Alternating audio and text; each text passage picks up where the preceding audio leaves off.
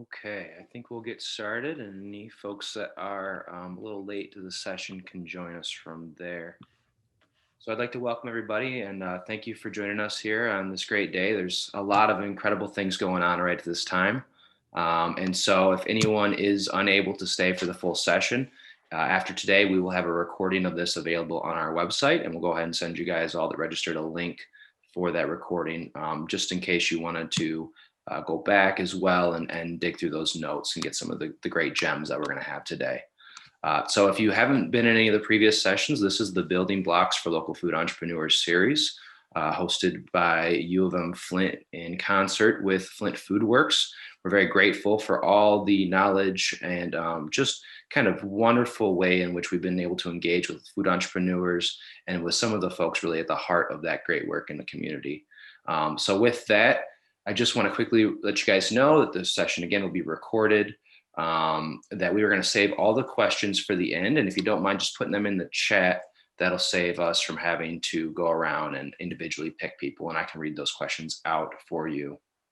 And then last but not least, again, we have workshops like this going on at least twice a month. Everything is still on Zoom for the time being, but we're going to go into other industries as well. So if you have other interests beyond the food space, we're working in cybersecurity, and we have an upcoming workshop on February 3rd, Real Careers in Cybersecurity, which is another way to kind of get your feet wet and see if this is really something you're interested in moving forward in. So if anyone's interested in that, I will also send that out in the follow-up email after today's session. But I'd really like to just again welcome everybody. My name is Nick Custer from University of Michigan-Flint's Office of Economic Development, specifically our Innovation Incubator program, which is a no cost to you incubation and counseling program. Typically at the Ferris wheel, again, everything is remote for the time being. And one of our missions is just to really engage with those industries and those big ideas that are going on in the community. And right now, the food space is one of the biggest. So we're excited again to have our guest speaker today, Mr. Sean Gartland, who is the chef and owner of Feast Gourmet Kitchen and the culinary director of the Flint Food Works at the Flint Farmers Market. So with that, I'll go ahead and shift it over and let Sean take over. Good afternoon. Thanks, Nick. Happy New Year to everybody. I'm going to switch over to sharing a presentation with everybody here in a second.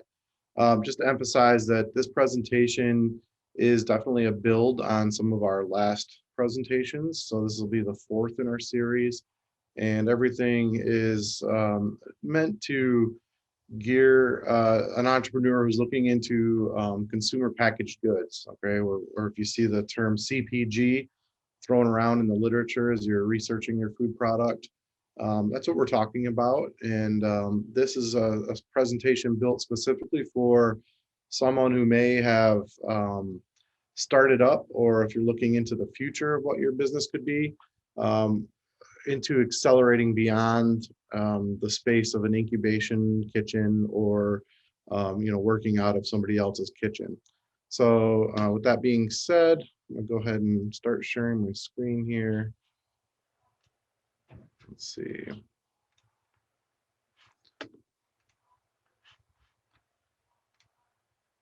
Okay, I think that looks okay, right? Yep, looks perfect. Okay, so we're going to go ahead and get into the meat and potatoes of co-packing. And this is kind of a weird term that you may have heard or may not have heard. But what it really refers to is our ability to kind of explore evolving your food business beyond the incubator kitchen and working in partnership with somebody in a larger facility. And it has a lot of benefits to it in terms of enabling you to scale up a little bit faster than you might be able to without having to build out your own factory. And it also allows you to sort of turn all of your attention away from your normal, working on or in the business, so to speak, and turn it into working on the business. So we're gonna keep losing track of here. There we go. So here's the things that we're going to talk about here. Taking the next steps. What is a co-packer? So we're going to identify exactly what that is for your business, when and why to use a co-packer, and we're going to talk about some of the considerations and capabilities that you're going to be looking at when trying to select one. And then finding and selecting a co-packer. We're going to talk a little bit about vetting them. It's important that if you're partnering your brand with somebody and putting it into somebody else's hands, we're going to talk about some of the steps to vet your co-packers. Information to provide, what your co-packer needs to know, and then also some of the costs and contracts and how to budget for that. We're going to do a short review in here between sections 4 and 5, and I just want to discuss the pricing model of our consumer packaged goods again from one of our previous sessions, because once you start working with a co-packer, there are some pretty big impacts on your bottom line. All right, so what is a co-packer and what will it do for your business? So co-packing, it's a common option for businesses interested in breaking into specialty foods, and that's kind of a misleading statement. When you say breaking into, if you've gotten to the stage where you're working with a co-packer, you've already been either developing your product in a small incubation kitchen, or if you're somebody who possibly works under the cottage food law, doing it in your own kitchen, or maybe out of a church kitchen or a banquet hall kitchen. But this is the time where you're going to kind of see things accelerate quite a bit. One of the things that it gives you the power to do is expand without having to have the high upfront costs involved in building out your own facility. And some of the things to consider would be like the USA certifications, the better process controls, and the Food Safety and Modernization Act regulations. A lot of the things that are in place with those 3 bullet points are very costly for somebody to develop as they're building a new facility or trying to possibly retrofit, an older facility to meet the needs of their product. So one of the things that when you're choosing a co-packer, you're going to be looking for a partner, not just a vendor. And so using a co-packer means giving up some level of control around the process of making your product, and possibly and potentially, the quality on the end of your product. Making small batches in your own kitchen or making smaller batches in a facility such as the Flint Food Works, there's a lot of control that you have over the quality. And so when you move into a co-packer, you might lose some of that quality. You sacrifice that, and then the return is that you're selling in higher volume. So sometimes they're referred to as co-manufacturers. It's a business, capable of producing and packaging all the food for outside clients. Sub co-packers don't just work in their facility with outside clients. Some co-packers actually have a line that they produce of their own products. And so I'm going to use like a very large example here, but Vlasic pickles out in the thumb area. They do some co-packing for smaller brands based on the fact that they have a huge facility, and if it's not running, then they're not making money. So you may see a co-packer relationship with a product that you might share space on the shelf with.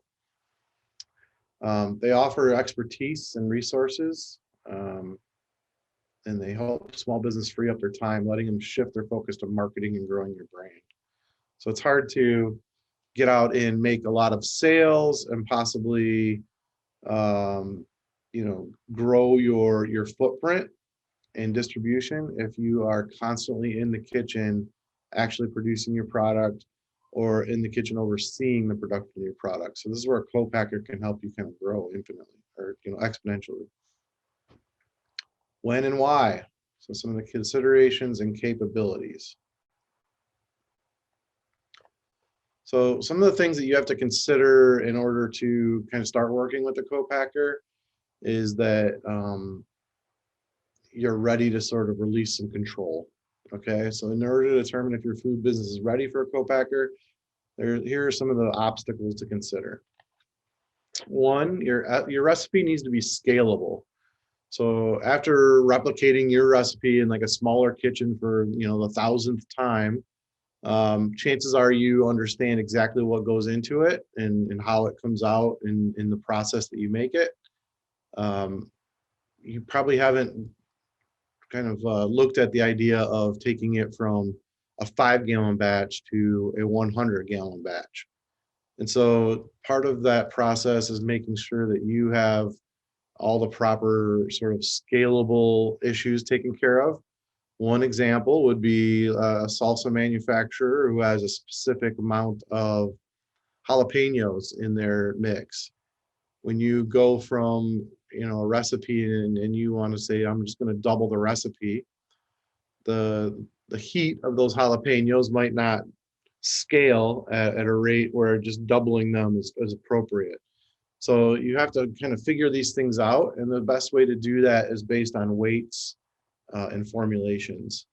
So as you're looking at your recipe, figuring out, and you could possibly work with a consultant to come up with a scalable recipe that you can talk to a co-packer with. He's not necessarily going to take your grandma's recipe that says 1 cup of flour and 3 cups of sugar and scale that up for you. He's going to have to work on a formula. The other thing is that you project enough demand. So if you've been working on your product for some time now and have a good distribution footprint in your local area, and you know that every month you get an order for X amount of cases, and you're looking to grow by way of adding a larger customer who wants to maybe order enough that it would double that amount of demand, that's an appropriate time to start talking to a co-packer. Determining the projected demand for your product plays a huge role in deciding if you're ready to start with a co-packer. So even the smallest co-packers, they can require minimum volumes of hundreds or even thousands of units needed for a production run.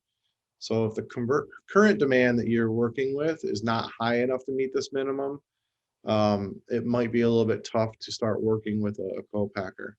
The other issue to contend with when you talk about your demand of product is shelf life.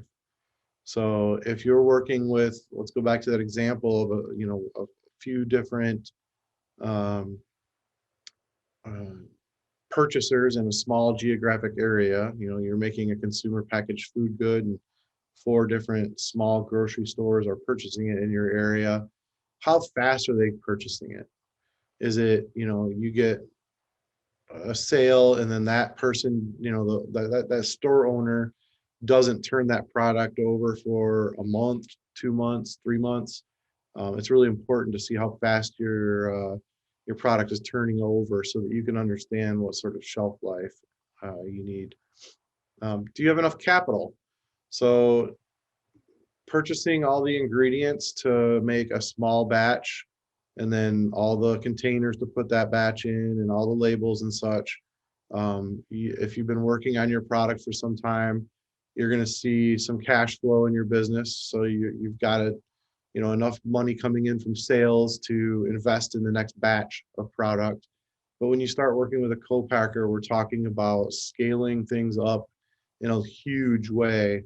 And so when you were buying a case of tomatoes to make a batch of salsa, you're now talking about buying a pallet or a truckload of tomatoes to buy your salsa. So you need to make sure you have enough capital in place, not only for those ingredients, but for the increase in the amount of packaging that you would need. So if you buy bottles or jars for your product and you buy a case of it, and based on your production run of the past, it takes you a couple months to work through a couple cases of bags or a couple cases of jars. Then you buy another case. Looking at working with a co-packer might mean that you have to buy, once again, a pallet or a truckload of that packaging. So you have to be able to invest in that. The implications of your co-packer or working with a co-packer, it's really important to understand that as well. So even if you're not ready to make a commitment to work with a co-packer, familiarizing yourself with how they work over time, it means that when you're ready, you can pull that trigger. Different co-packers offer different sorts of services, so it's good to get to know what sort of services they offer. Not every co-packer is going to have warehousing for you. Not every co-packer is going to have a relationship with a distributor. Not every co-packer is going to, have an in-house marketing team to help you with labeling. So there's some different things that co-packers offer, and that's your job as a maker to kind of shop around and figure that out.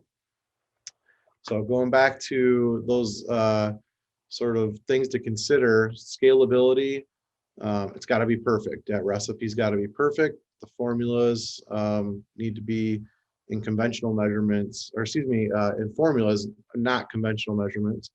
And it's got to be large enough to fulfill the co-packer's minimum. That demand for regular sales and orders, having your shelf life in order, and then single runs versus regular production schedule, figuring out, how to put that into your business model. I want to expand on that just a second as well. Single runs versus regular production schedule. Once again, that comes down to your relationship with the co-packer. You may have to, based on that co-packer that you're talking to, commit to, X amount of production runs per month. And then you also need to, fit into whatever schedule they have, where they have availability of their facility and equipment. Whereas some co-packers may be able to do single runs for you on a less frequent basis. And that all kind of goes back to that first,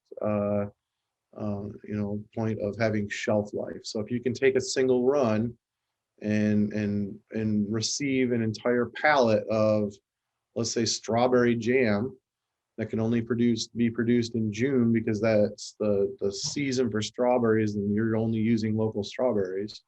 That means that you got to have the ability to store that stuff. Capital, having payment terms. Some relationships with co-packers can be established on a consignment or royalty basis. So they may say to you, I will front the cost of all your ingredients and your packaging, which frees up money for you. But on the back end, they're gonna ask for X percentage of your sales moving forward to kind of pay for that. These are, not frequent in the industry, but they are out there. And then the other thing to think about is who purchases the ingredients. If you're working with a co-packer, they may have a requirement that they purchase the ingredients because they have relationships with suppliers.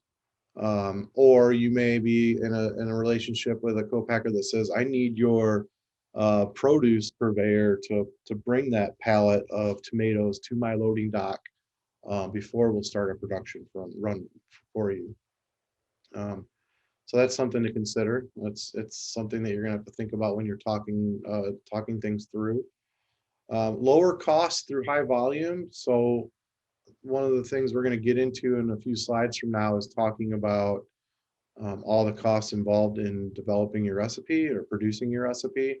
And when you start working with a co-packer, you have been in the practice of either heading to a produce market or working directly with a farmer or a broadline food distributor to bring in your raw ingredients. But now that you're working with a co-packer, they may have the ability to order things in much, much higher volume. And that comes into play, especially when you're working with a co-packer that produces an item similar to yours, or if they produce several items similar to yours, they're able to leverage the purchasing power of, running 5 different brands on one production line. And that actually aids you and benefits you quite a bit. The caveat to that is that you are completely hands off in terms of the quality of the product that comes in there as a raw ingredient. Capital also involves storage costs and in some instances, slotting fees. So if you work with a food distributor alongside your co-packer, they're going to pull a truck up to that co-packer's loading dock and load all of your product into it and take it back to their warehouse so that they can distribute it. There's going to be a cost involved in all of that. And even getting into that warehouse might be involving a slotting fee. So some of the implications to think about: liability. Uh, you're releasing control of the end-to-end production of your product. So you're going to have some definite insurance conversations along with your co-packer to make sure we iron out the liability issues. Scheduling, uh, depending on the co-packer that you find, they may say that we're only able to do your production run on the last week of the month, and then only in a 3-day time frame, because they have other things scheduled for their production line. So it has to meet the implications of scheduling, have to meet your demand by customers. And if there are delays in your customers receiving your product based on the fact that your co-packer has put you into kind of a bind with their scheduling, you'll have to work out some sort of um, storage so that you can not have any kind of lag in getting the product to your customer. The other part to think about is oversight of compliance with your process. Your initial stages of working with a co-packer are going to involve a lot of back and forth, and probably, for lack of a better term, beta testing of your product in their facility, and you're going to have to try and figure out how to make your recipe work with their processes. And then once that's done, you have to work out an agreement of how you provide some oversight, because if they start if you agree on a process and start the relationship, then if somehow a piece of equipment changes or a supplier changes, it could completely throw off either the cost or the taste of your product. And you'd want to make sure that there are proper sort of procedures in place for oversight of that. And then intellectual property. A lot of the intellectual property concerns can be addressed with contracts and non-disclosure agreements and such, but it is always very scary to hand off your process and recipe to a third party, and then trust in the fact that they'll get it done the way that you want to get it done, and not leak that information, whether it be specific ingredients or ratios or processes that you have put into place. Those are all proprietary information that you want to keep kind of close to your business. Finding and selecting.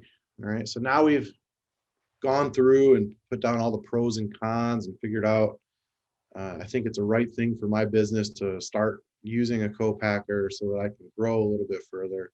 Now you need to find one. And obviously, as is anything these days, it's easy to just Google co-packers.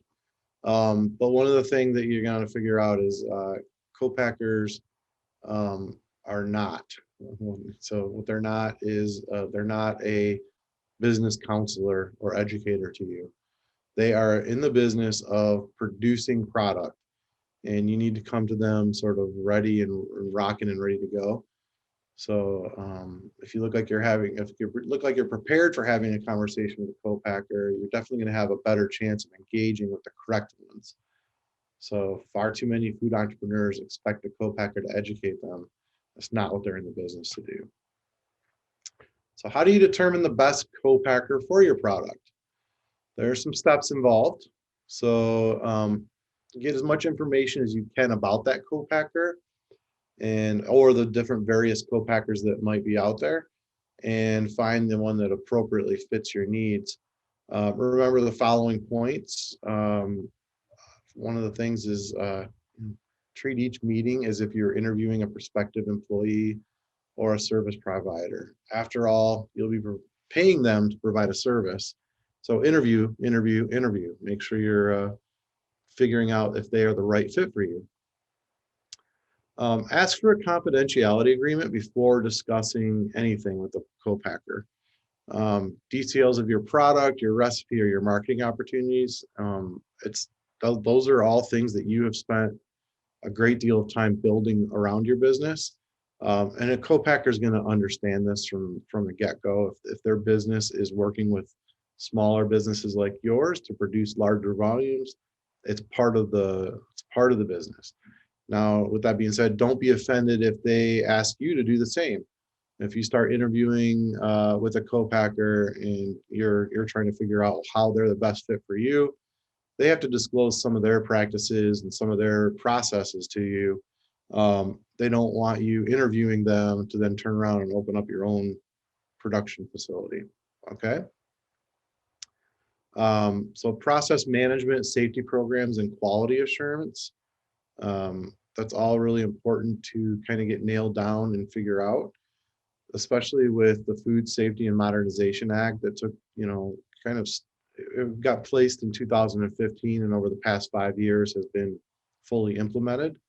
You're going to want to make sure that your co-packers putting a lot of different processes in place to make sure that they're safe and that they have quality assurance to the product. Ask for inspection reports. Every large scale food facility, not only are they being inspected by health departments, local or state, but if they are a larger facility, they have the FDA or USDA to consider. And so they have to do regular audits of their safety procedures, do regular recording of time, temperature, all kinds of things that involve the production of food. So ask them to see the inspection reports. You may not be in position to look those reports over and ascertain some sort of expertise out of them, but getting some assurances just from the fact that they keep the reports in a professional manner should go a long way to making you feel better about working with the co-packer. They're going to flip that around, and before they bring your process into their facility, they may want to see inspection reports from you as well. So some of those involve things that when you start working with high acid foods and shelf life sort of studies, they might want to see those reports, especially if you're putting a fresh product through their production line and then throwing a 30-day expiration date or best if used by date on there. They're going to want to know that you got that checked out by a professional. So you might have to provide that to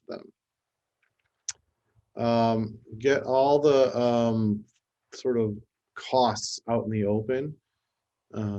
It's really important that you understand from the time that you pull up to their loading dock with raw ingredients to the time that you leave with with made ingredients or the finished product, all the costs involved.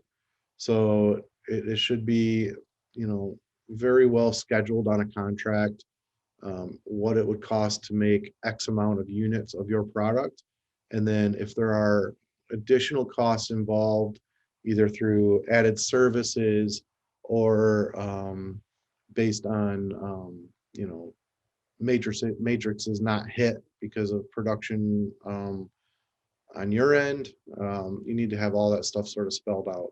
An example would be that if you are working with a co-packer that determines that you need to bring in the raw ingredients and your produce purveyor doesn't pull up with a truck of tomatoes in a timely fashion to meet their really kind of tight production schedule of their line, you may be hit with a penalty.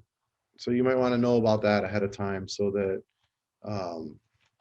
when you're choosing your produce vendor, you're able to kind of convey the importance of them getting there in a timely fashion. You're also going to want to ask about the financial stability of that actual co-packer. Sometimes it's great to work with somebody that's brand new and flashy and has a great new facility.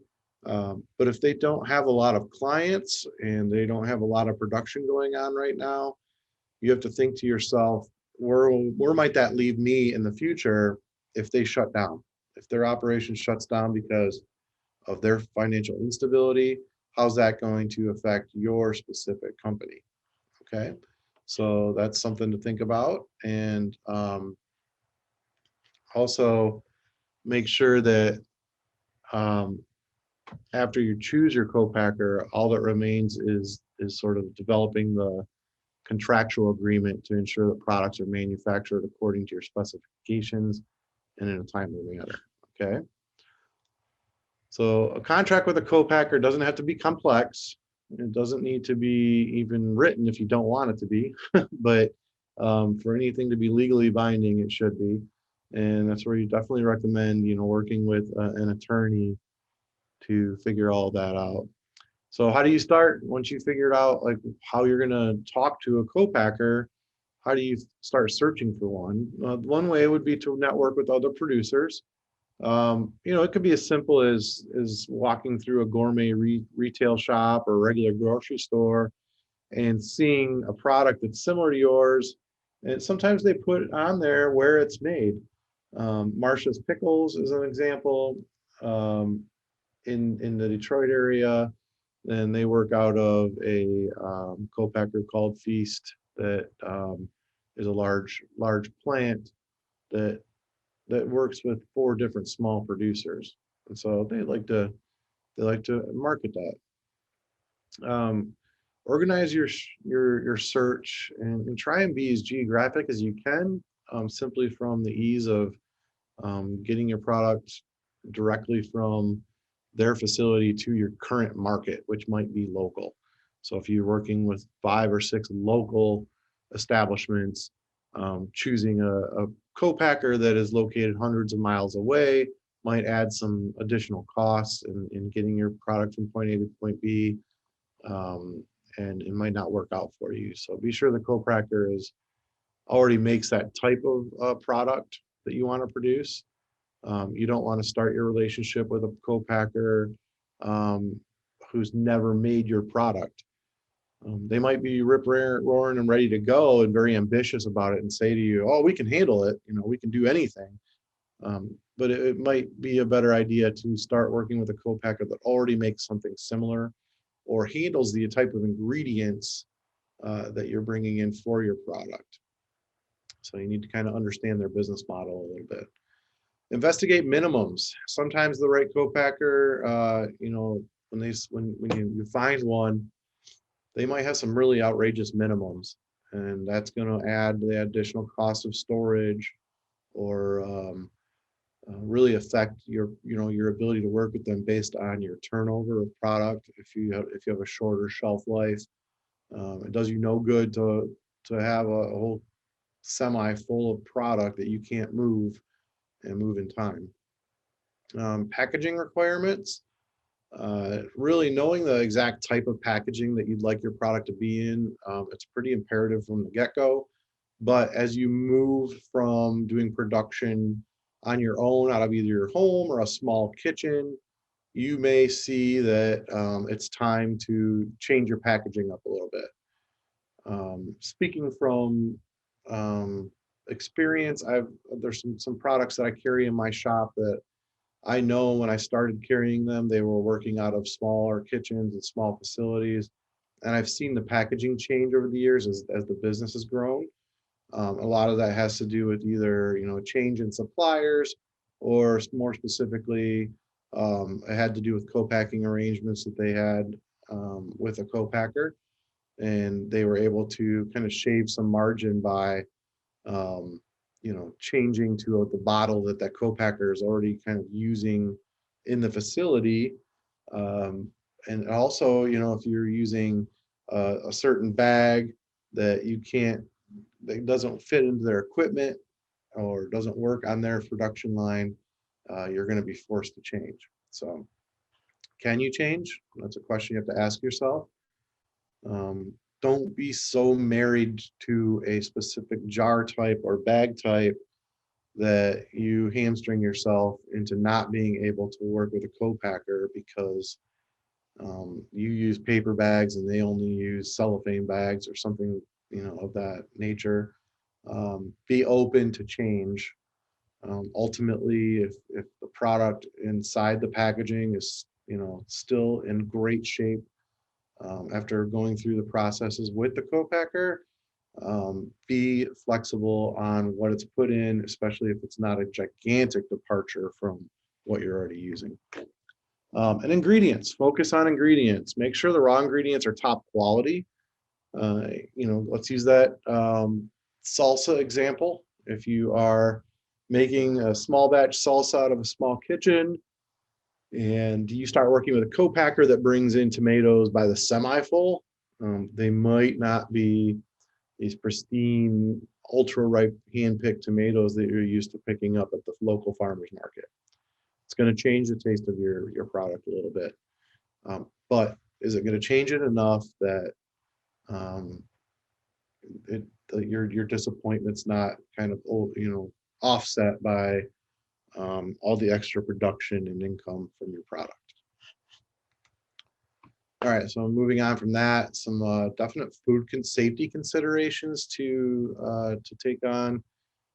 This is really, really, really important because you're turning over like all of your processes and recipe to a third party, and now you don't know that you know you specifically washed your hands 5 times and put on rubber gloves before you started handling the product, and that you had your hairnet on, and that you went through and sanitized the table before you started working on it, and so on and so on. You want to make sure that the co-packer that you're working with has all of these preventive safety measures in place. So some facilities have the flexibility to tailor preventive controls to kind of address the hazards that occur in the products they manufacture. Uh, these preventive controls, which actually have to be written down, they need to be implemented to ensure that hazards requiring preventive control will be minimized. So the rule includes the kind of following preventive controls: process controls. So these are controls that include procedures that ensure that parameters are met. Process controls can include operations such as cooking, refrigerating, and acidifying foods. And they need to include parameters and values specific to that product. So let's say like a pH level, or the level or the temperature to which something must be cooked before it is cooled, the time in which something needs to be cooled down. All these things need to be kind of written down, and your co-packer needs to adhere to them. Food allergen controls. This is kind of a new one that was brought in through the Food Safety and Modernization Act. And you'll notice like everything that you buy now on the ingredient label or on the label somewhere, there is an identification of allergens. So that you want to make sure that if you're um, making a granola and it is going on a production line that also had a granola with nuts in it, that those allergen controls are adhered to, but that also you are putting onto your labeling the proper allergen information. Sanitation controls, these are procedures and practices that go to the heart of maintaining the facility. And that means, pre-production and post-production cleaning and sanitation. And also, the environment in which things are stored in, both the raw ingredients and the finished ingredients. All this stuff is very important to have down in a written control. Some of the other controls that might be, something to consider, but not described, would be uh, things like, the outside of the plant, um, their delivery schedule, um, either in the receiving schedule. A lot of these things are um, parts of a hazard analysis report that should be kind of considered based on how they might affect your product or the safety of your product. Companies must create a written food safety plan. So this isn't just for your co-packer, but also for your own company. As you're starting to ramp up to the level of needing a co-packer, you're going to make sure you have a written food safety plan in place.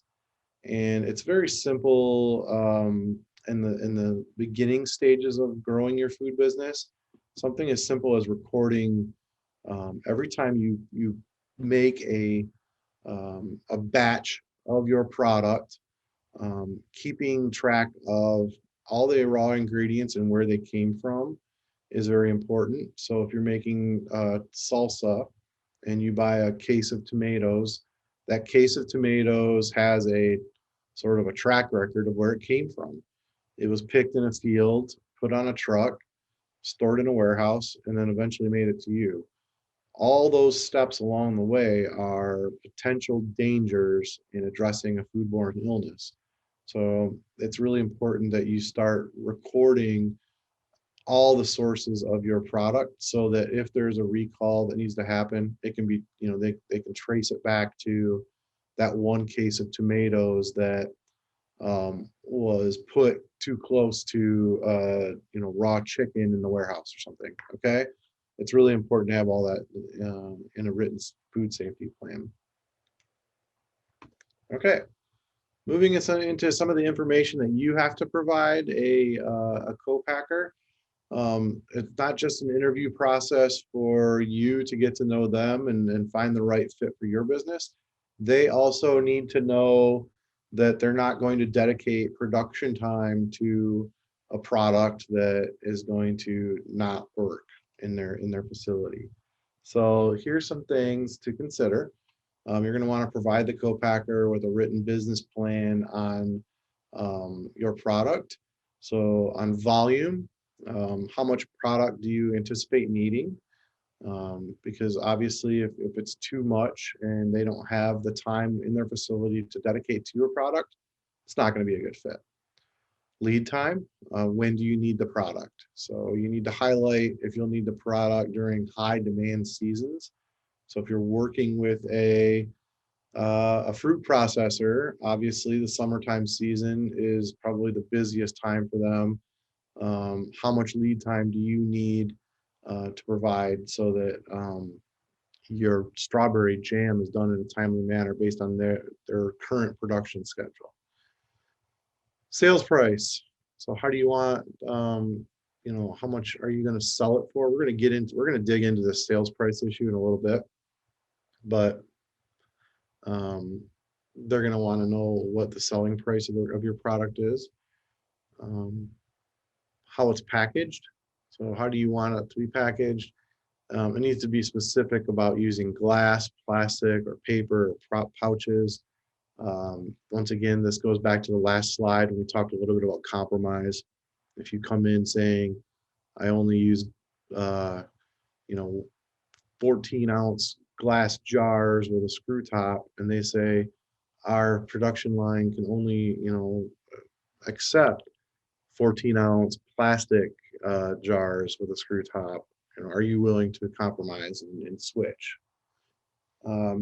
Ingredient specifications. So they want to know exactly what goes into it and how much. Going back to that volume with a formula sort of a deal. Expectations of finished product.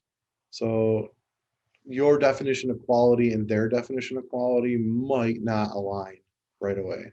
And that's where a lot of the back and forth goes in the beginning stages of working with a co-packer to make sure that they do some initial test runs, and that, when you scale your product from 10 gallons to 50, that the finished product comes out tasting the way that you want it to taste.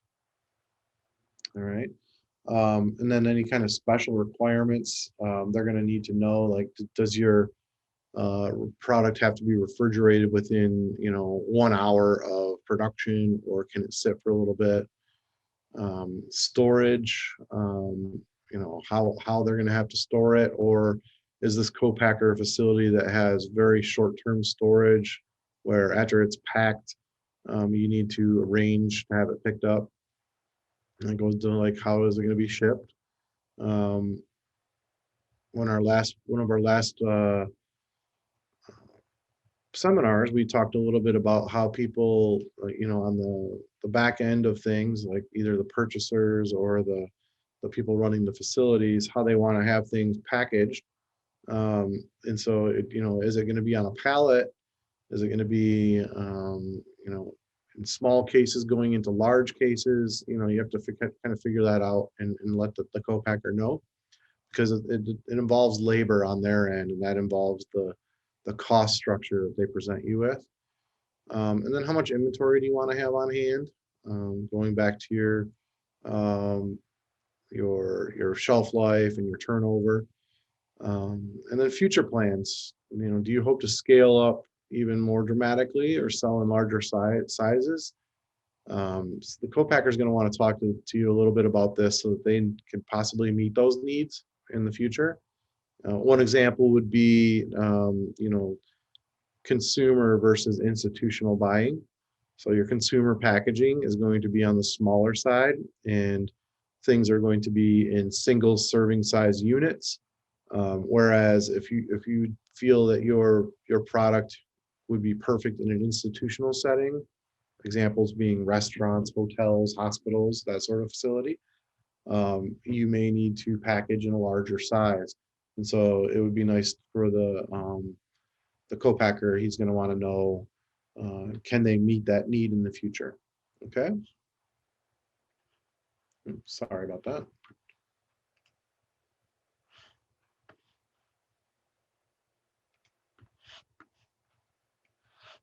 Okay. So the next step here is I want to review a little bit on pricing the product.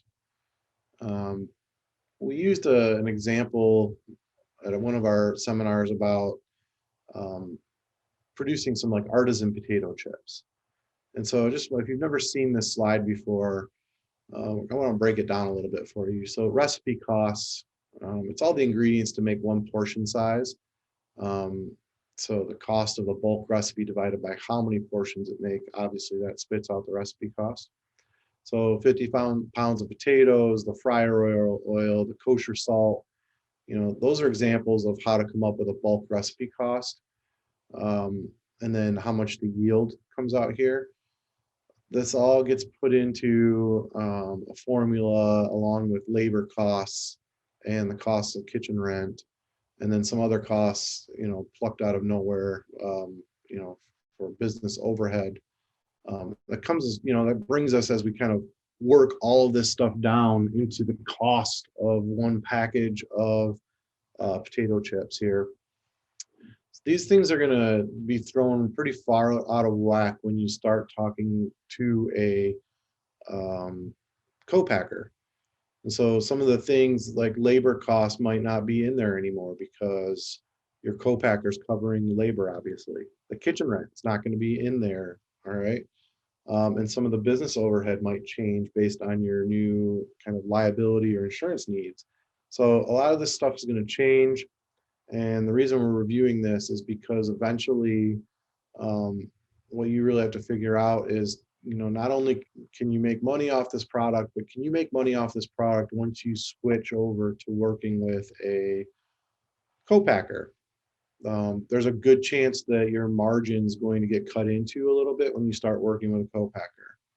So when we start talking about direct sales, that gives you a 50% profit margin.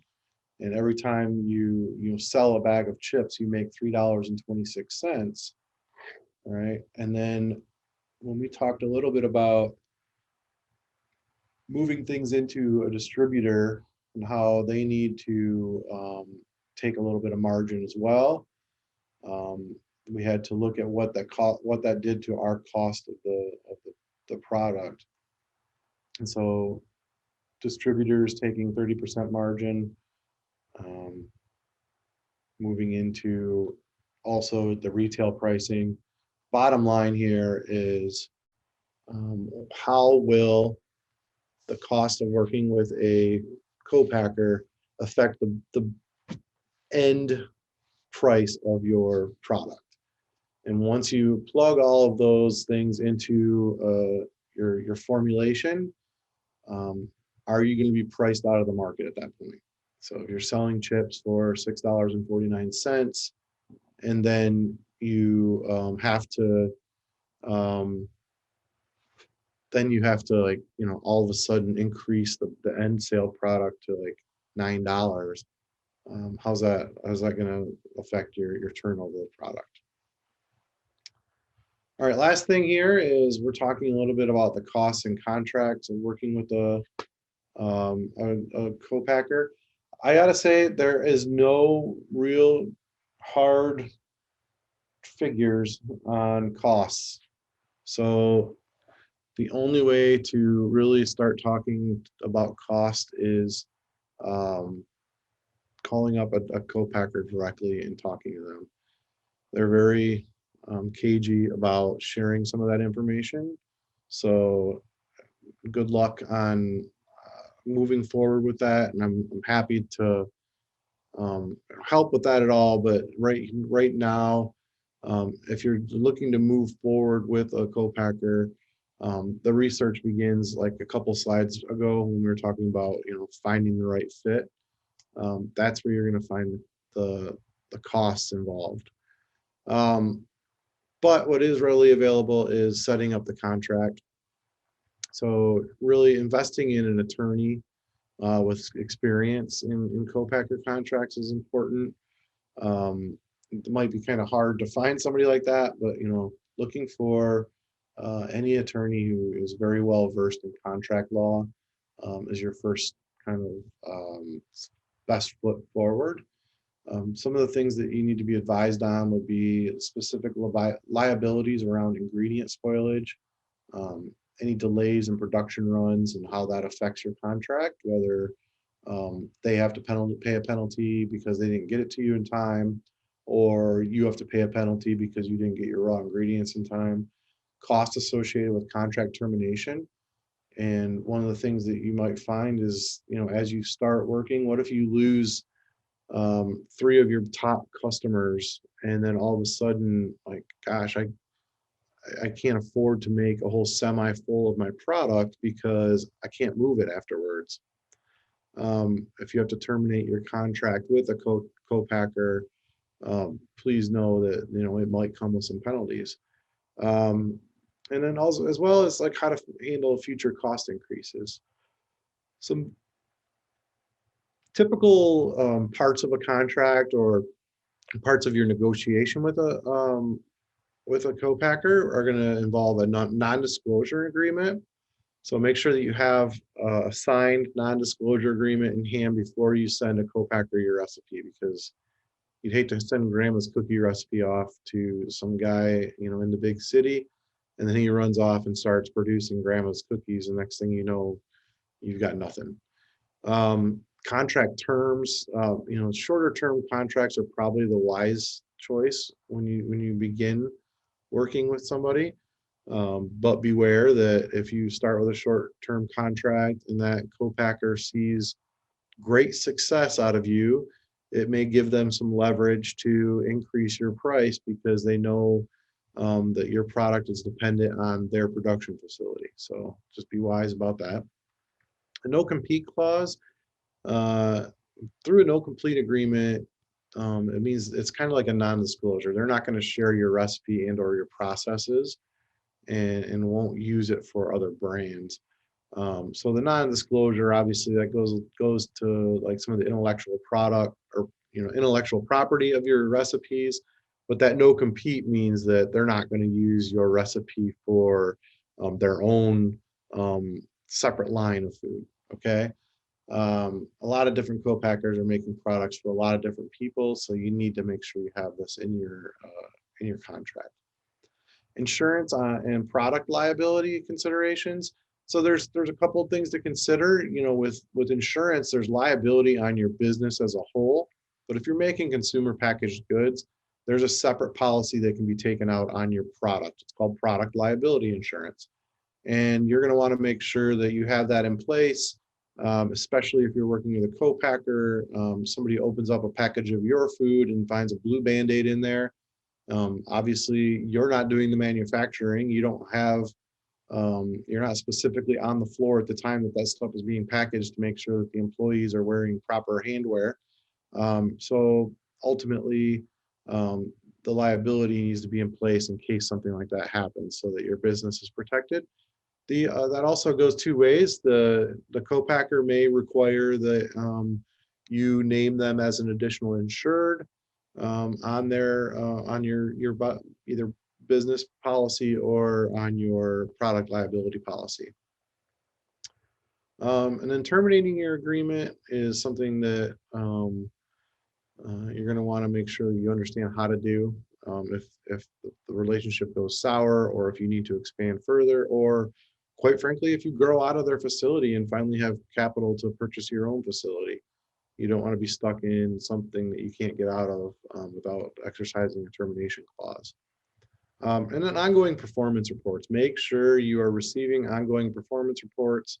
Those can be reports that include food safety information, as well as how your specific recipe is performing in their facility and on their production line. Some of the risks that you are going to encounter in your co-packing agreement. You need to have a clause in there to make sure that incorrect labels and marketing are taken care of. Generally, co-packers manufacture and package the product. They don't necessarily make your label, but make sure that the co-packer knows any specific marketing claims that you make and have them warranty these claims if possible. So gluten-free is a good example. If you're producing a gluten-free product, you got to make sure that that co-packer isn't doing it in a facility that produces a bunch of gluten containing products.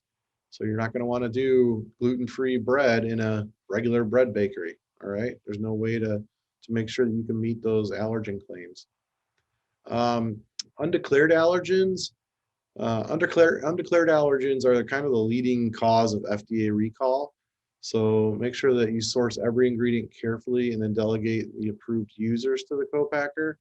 So the food business gets the final word on the food business, get the final word on ingredient sourcing, and require the co-packer to get written approval before making any changes. So this is a little bit stronger on the bullet point earlier of who provides the raw ingredient, the co-packer or you. If you are buying only, let me back that up. If you've heard of the food company Cisco Foods, you've probably seen their trucks. They provide wholesale food and ingredients and restaurant products to restaurants and institutions all over the United States. They have their own line of canned products, and they use 3 different levels of we'll call them, gold, silver, and bronze of those canned products. And so part of their sort of management of how those ingredients are put into those cans for them, because they use co-packers for those products. The gold tomatoes, for example, only come from the rows of tomatoes that are at least 50 yards away from any road. Okay. And the silver tomatoes can come, from 25 yards close to the road. And then the bronze tomatoes can come from wherever. And so their reasoning behind that is to ensure that their best, most expensive product comes from a part of the field where it's not getting a lot of dust and other contaminants put on it. And so their work with the co-packer revolves around ensuring that the food that goes into their gold label is only coming from that part of the field. So that goes to like you coming up with a plan with your co-packer, is that you have the final word on ingredient sourcing. Okay. You might say that my iced tea product only uses sugar beet sugar from Michigan, and we do not use cane sugar from other parts of the world. Amazingly enough, those 2 sugars affect the way that things are flavored and react differently in different formulas. So that could be something that you have specific in your contract. Recalls, these have a huge cost component and a risk management component of any business in the food industry. the obligation for paying for a recall is different from the risk of managing a recall. So if there is a recall, that's a part of your contract that you're going to want to make sure is kind of ironed out from start to finish based on like who's going to pay for it, who's going to pay for the cost of reproducing the product that needs to be replaced and such. And so managing it's kind of tricky, but it goes back to that proper record keeping and from you searching out a co-packer that has kind of all of that stuff in place already. Intellectual property, risks. You're giving your co-packer, a leap of faith that they're not going to take your recipe and run with it, even if it is, in the contract. It's a risk. Commercial agreements here, just like any other contract, your agreement will need to specify quantities for purchasing, delivery location, and cost breakdowns. So it's kind of like contract 101. Identify exactly what your product characteristics are and how much you're buying, and where it gets delivered. Get all that stuff in writing. Okay. So this was kind of like drinking from the fire hose on identifying all of the ins and outs of working with a co-packer.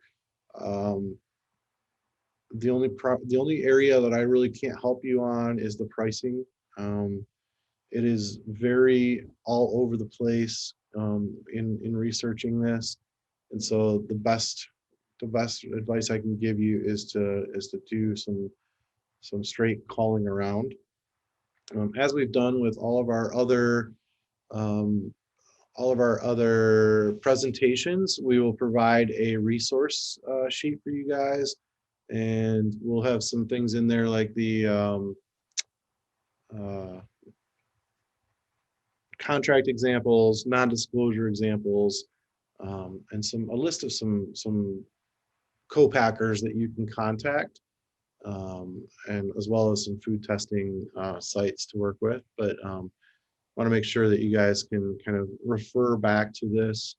Once again, this is high level, working with a business that has already established themselves in the marketplace and is at the stage where they're ready to grow out of the facility that they're working in now, and or has the potential for some very large purchase orders in hand, that would require a larger production run. So with that, Nick, I guess would Yeah, we go ahead and have open up some questions. a first question, but let me just remind everybody that this is, as Sean said, kind of the accelerated version of some of this work. And if you weren't able to join us for any of our first 3 sessions, I'm going to send out a link tomorrow to those recorded webinars.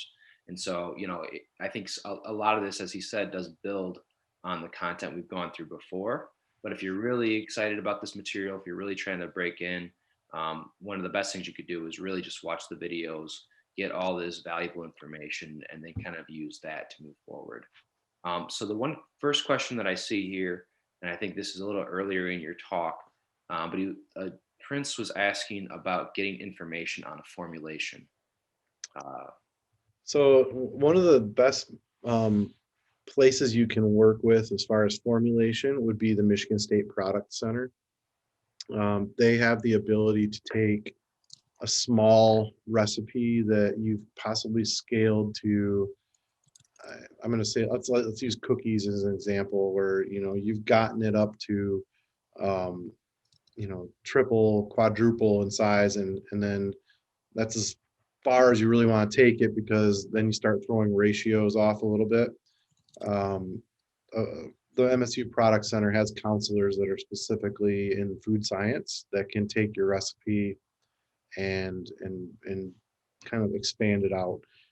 Very simply speaking, though, if you start looking at your recipe and it all comes down to weights and volumes. So things that are measured in volume would be liquids. Things that are measured in weight are obviously solids. And if you look at any recipe and you start to look at like cookies as an example, we have all these dry ingredients that we weigh out. If we just simply weigh everything out as the recipe states and record it down there, the total number being 100%, and then each little like weight of flour, weight of sugar compared to that 100% gives you the start of a formula. So that's the best way you can kind of start working on it, knowing that flour is 20% of the weight, or sugar is 30% of the weight. That goes a long ways to taking your recipe and being able to expand it sort of exponentially, and know that, based on that recipe and that formula, you get X amount of cookies, and then you have an order for 100 cookies. You can scale up very easily rather than just saying double the recipe and put 2 cups or 3 cups. You can keep it more precise on the formulation. But getting down to the really nitty gritty things would definitely involve a food scientist. Great advice. We have another question from Jerome. Says, I understand it varies, but can you give us an idea of what the pricing would look like? So I really can't. I'm sorry. Without, I researched this and researched it, and I don't specifically work with a co-packer because I only counsel people here at the Flint Food Works. I don't make a product. I know that I guess I can give you an apples and oranges comparison because these are 2 different things. Contract or private label food vendors who don't necessarily take your exact recipe. They just put your label on something that they've already established. That can be as much as 20% margin on the price. So in some of these slides, we went back and we were talking about how to work with a food distributor and how much margin that cuts into your product. So work with some of those ratios to try and give you, I guess, quote unquote ballpark. Okay. And the reason it's so all over the place, you guys, is that there aren't a lot of facilities that are 100% dedicated to co-packing. Co-packing generally happens at a facility that is already making a product, and their pricing really revolves around how much extra time do they have on the equipment to dedicate to your product, and how much does your product fit into what they're already doing. So if you're already a company that makes salsa and puts it into 16-ounce plastic cups with the clear lid, like every other salsa company out there, it's easy to find somebody that is doing that and then can also afford to throw you into their process. If you start kind of going off in a whole other direction and putting things in special packaging, it can definitely drive cost up. Great answer. And to that point, if you guys get a chance, that's that third workshop that he's referring to with the product distribution, labeling, packaging, and distribution. Yep. Okay. Prince has a question about ballpark costs of a food scientist to get a legal formulation. I don't have it in front of me, but I think at our last seminar we shared the resources, and on there I had listed a bunch of different companies in the like in our area in Michigan, that do food product testing, and several of their websites actually have costs on there. So I would have to refer you back to that. Yeah, and if you want to, Prince, just reach out to me directly. I can forward that along in the last session. Now, and also on the back end of that, ballpark cost of a food science, if you're working with Michigan State Product Center, generally their costs are free, but it's very hard for you have to go through quite a big of a vetting process to work with them, and so their initial counseling is free, and then on the back end, they have a food innovation center there where they can actually do some of these.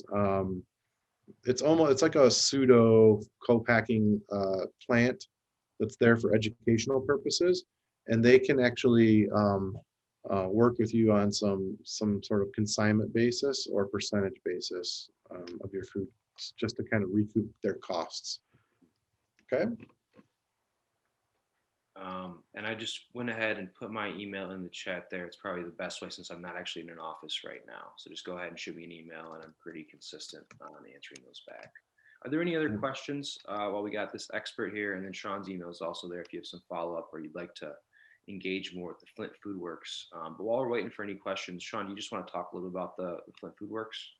Sure. So if you are interested in getting into the food-based business, we have a great facility here at the Flint Farmers Market called the Flint Food Works. And if you've been through our market, you'll notice on the east end, we have two commercial kitchen spaces, which are dedicated to fledgling food businesses who are getting just off the ground. So we help walk you through the whole licensing process, and then offer the facility at a rate of $18 an hour, along with storage at a monthly rate. So a lot of the products that people consider making are not appropriate for making in the home or under the cottage food law. And that's where our facility comes into play. So we can work with the getting you licensed either with the Genesee County Health Department or the Michigan Department of Agriculture. And that's another thing that if you guys didn't see our first workshop, I believe that's when we really delved deeply into those processes and why that's a great value there compared to having to get your own licensed facility and go through all those rings. Any other last questions before we end the session today? I really appreciate everybody being here and your willingness to engage. Seeing none, I'll just once again let you guys know that if you are interested in working with Sean or myself, we're both available here, kind of as business counselors at different end of the spectrum. He's, I would say, just the best resource locally to really dive into that food space and to try to find your niche as you move forward in that process. If you're trying to work more holistically or you have a different idea that you think we could help with at U of M Flint, again, our services are at no cost to you. We offer counseling as well as workshops that really kind of delve into these type of topics people are interested in learning more about. Thank you, Prince. I agree, Sean is great. And we're really happy just to have everybody join us today. Thank you, guys. I think we'll go ahead and end it with that. But again, I'll send a follow-up email the next day or so with a link to the recorded webinars as well as the fact sheet from today's presentation. So thank you again for joining us and have a great rest of the week. Thanks, guys. Take care, everybody.